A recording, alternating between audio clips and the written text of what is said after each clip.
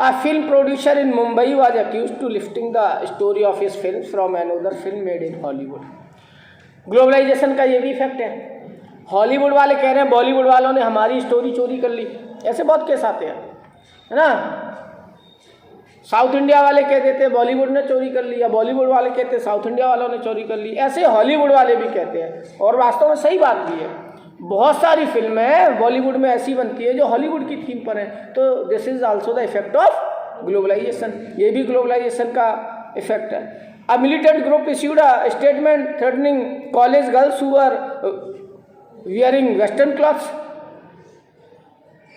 अब बताओ, कई बार जो है फतवा जारी हो जाता है इस बात के लिए कि तुम ऐसे कपड़े नहीं पहनो, ऐसे नहीं पहनो, ऐसे, मतलब उनसे पूछ ले भैया कि कैसे पहने, है ना। और यही मतलब है ना, मतलब कल्चर के नाम पर थ्रेट करना और दुनिया में किसी को भी थ्रेट कर देना, ये भी तो ग्लोबलाइजेशन का इफेक्ट है कि आज जो है टेलीकम्युनिकेशन के द्वारा दुनिया के अलग अलग कोनों में थ्रेट आ रही है। समझ में आ रहा है, वो लॉरेंस बिश्नोई के लोग कनाडा से धमका रहे हैं यहाँ लोगों को, तो ये क्या है, this is also the effect of globalisation, है ना। कनाडा से बहुत ज़्यादा खालिस्तानी आतंकवादियों को सपोर्ट मिल रहा है, तो this is also the effect of globalisation, ये भी ग्लोबलाइजेशन का कहीं ना कहीं इफेक्ट है। तो these examples shows that globalisation need not always be positive. और इस सबसे ये भी पता चलता है कि ग्लोबलाइजेशन हमेशा पॉजिटिव ही नहीं होता, कभी नेगेटिव भी होता है। दुनिया की किसी भी कंपनी की चीज़ आप खरीद सकते हैं, ये तो पॉजिटिव है, लेकिन छोटा दुकानदार, पिछले टॉपिक में हम लोग पढ़ रहे थे, वो बेचारा डर रहा है कि मेरा रोजगार छिन जाएगा, ये निगेटिव इफेक्ट है ग्लोबलाइजेशन का। कोई किसी को धमकी दे रहा है, ये भी निगेटिव इफेक्ट है ग्लोबलाइजेशन का। एमएनसीज तो ग्रो कर रही हैं, लेकिन स्मॉल स्केल इंडस्ट्रीज खत्म होती जा रही हैं, तो ये भी निगेटिव इफेक्ट है ग्लोबलाइजेशन का। ग्लोबलाइजेशन की वजह से बेनिफिट हो रहा है इंडस्ट्रियलिस्ट को, पढ़े लिखे लोगों को, लेकिन जो पुअर आदमी है, जो छोटा उद्योग धंधा करने वाला है, उसका तो नुकसान हो रहा है। तो पॉजिटिव के साथ साथ ग्लोबलाइजेशन के बहुत सारे नेगेटिव इफेक्ट्स भी हैं, और ग्लोबलाइजेशन का इफेक्ट हमेशा पॉजिटिव ही होगा या हमेशा नेगेटिव होगा ऐसा नहीं है, लेकिन आजकल लोग कहने लग गए हैं कि पॉजिटिव की अपेक्षा नेगेटिव इफेक्ट ज़्यादा है।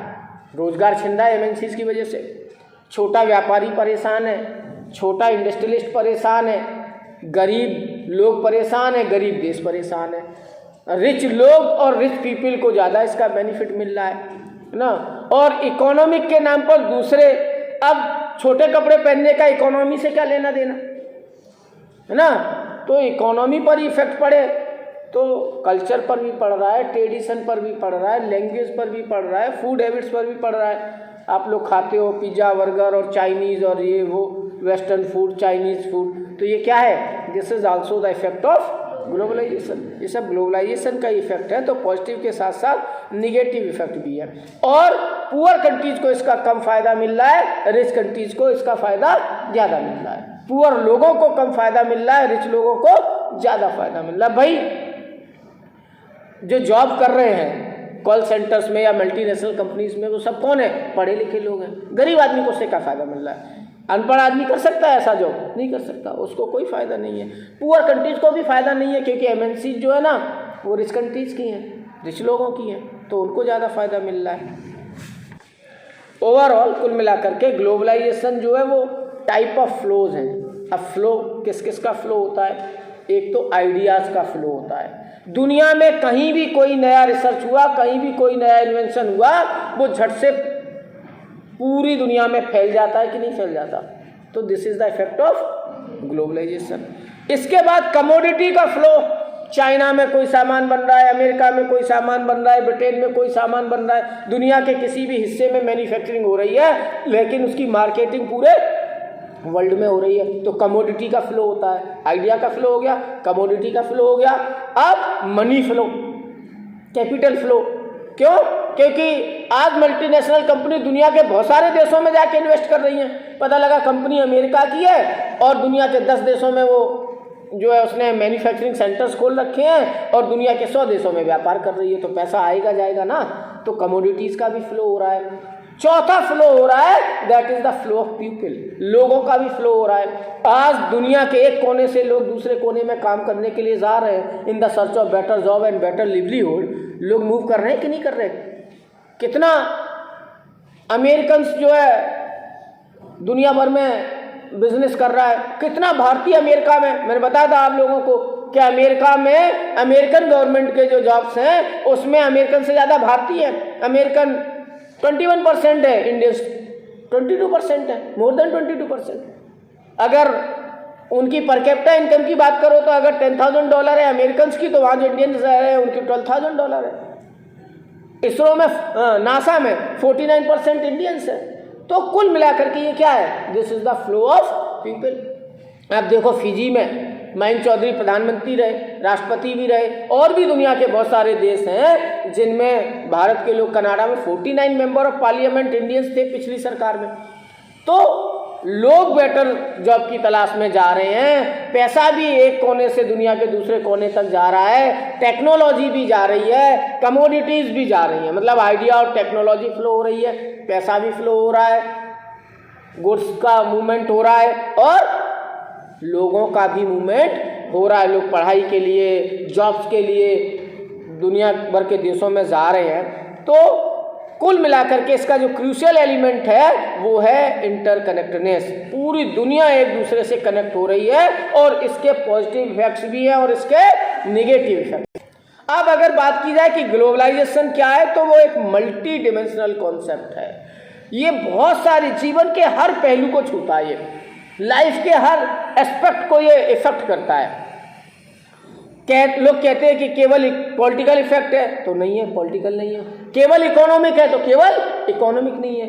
कल्चरल है तो केवल कल्चरल भी नहीं है। बात सही है, कल्चर कितनी बदल गई। आज हमारा पहनावा, आज हमारा खान पीन, आज हमारा रहन सहन पूरा वेस्टर्न हो गया है ना। इंडियन स्टाइल है ही नहीं। पहले जब हम रहते थे वैसे आज रहते क्या?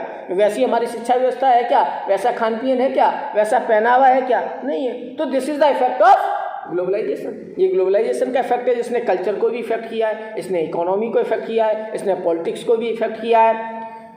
Distinguish it is has purely economic dimension. कुछ लोग कहते हैं ये प्योरली इकोनॉमिक डिमेंशन है, नहीं, ये कल्चरल भी है।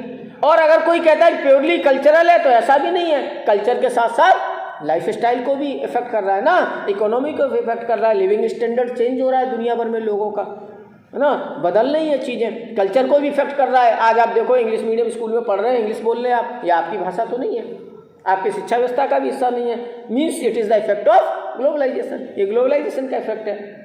पहनावा, रहन सहन, खाना पीना सब कुछ बदल गया, लैंग्वेज बदल गई, पूरा वर्ल्ड इंटरकनेक्ट हो रहा है।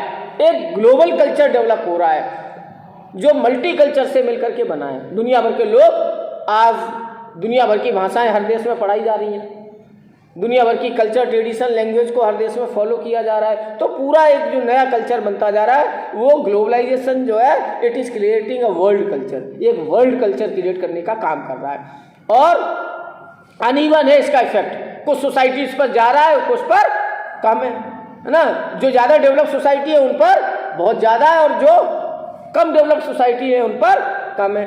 और एक ही सोसाइटी में अलग अलग इफेक्ट है इसका। रिच लोगों पर ज़्यादा है, पुअर लोगों पर कम है। पढ़े लिखे लोगों पर ज़्यादा है, अनपढ़ लोगों पर कम है। मेल में ज़्यादा है, फीमेल में कम है। अब ये तो खैर कोई पैरामीटर नहीं है मेरे पास, है ना। मुझे तो लगता है कि मेल से फीमेल में ज़्यादा है ना, लेकिन मुंह में